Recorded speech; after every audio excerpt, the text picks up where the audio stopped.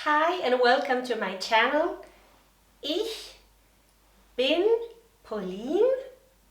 I'm overly enunciating, I'm aware of that, preparing and warming up, kind of setting the tone for today's video. Today we're going to talk about two of the most essential verbs that are being used frequently on a daily basis, as a matter of fact on an hourly basis.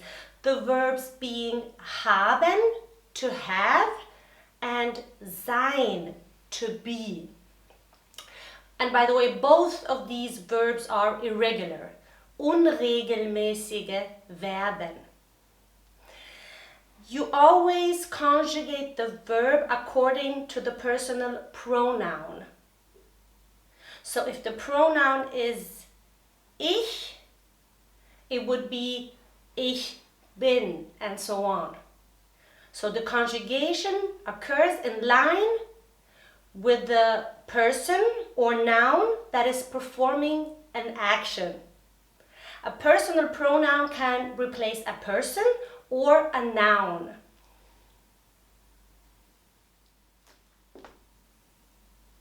So, personal pronouns, Personalpronomen, I, you, he, she, it, etc. We're going to talk about three categories: first person, second person, and third person. And we're going to talk about three different tenses: das Präsens, das Präteritum, and das Perfekt.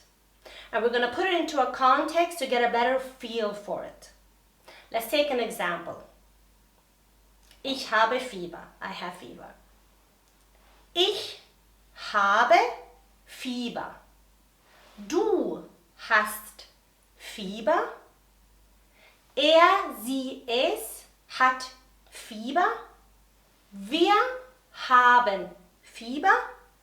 Ihr habt Fieber. Sie haben Fieber. That was Präsens. And now Präteritum. Ich hatte Fieber. Du hast Fieber. Er, sie, es hat hatte Fieber. I'm sorry. Wir hatten Fieber. Ihr hattet Fieber. Sie hatten Fieber. Perfekt. Ich habe Fieber gehabt. Du hast Fieber gehabt. Er, sie, es hat Fieber gehabt. Wir haben Fieber gehabt. Ihr habt Fieber gehabt. Sie haben Fieber gehabt. Let's take another example with sein. I am sick. Ich bin krank. Ich bin krank. Du bist krank. Er, sie, es ist krank. Wir sind krank. Ihr seid krank. Sie sind krank. Präteritum. Ich war krank. Du warst krank. Er, sie, es war krank. Wir waren krank. Ihr wart krank. Sie waren krank. Perfekt.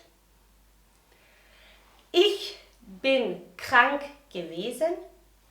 Du bist krank gewesen. Er, sie, es ist krank gewesen. Wir sind krank gewesen. Ihr seid krank gewesen. Sie sind krank gewesen. Note that first and third person in singular and plural in Präteritum carries the same conjugation. So another thing about Haben and Sein is that they can act as helping verbs, Hilfsverben, which means they can either be independent, self-sufficient and operate as a main verb in a sentence, or they can coexist and operate as a helping verb and convey a supportive function to form different tenses for different verbs. And we're going to take a closer look at this. As an example, I have gloves. Ich habe Handschuhe. Haben is the main verb in this sentence.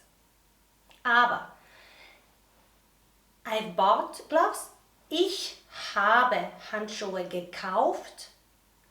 Haben is a supportive verb to form the perfect tense of kaufen. Another example with sein. Ist Anwalt. He's a lawyer. Sein is the main verb in this sentence. Ist zu einem Anwalt gegangen. As you can see here, sein is a supportive verb to form the perfect tense of gehen. Präteritum is more formal and mainly used in written German and rarely used in spoken German.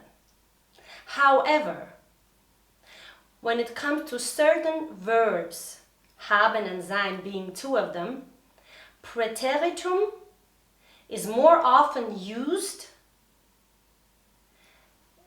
rather than perfect. And we're going to take a closer look at this. Präteritum, as an example, ich hatte Zeit. Perfect would be ich habe Zeit gehabt. As you can see, the latter version, in this case, feels kind of repetitive and maybe a bit odd. The first version is simpler and shorter. By all means, doesn't mean that perfect is incorrect or wrong in any way. Let's take another example.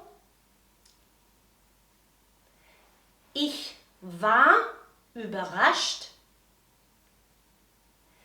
Ich bin überrascht gewesen. So, so the first version is obviously shorter and simpler. That's all for today. Until next time, take care.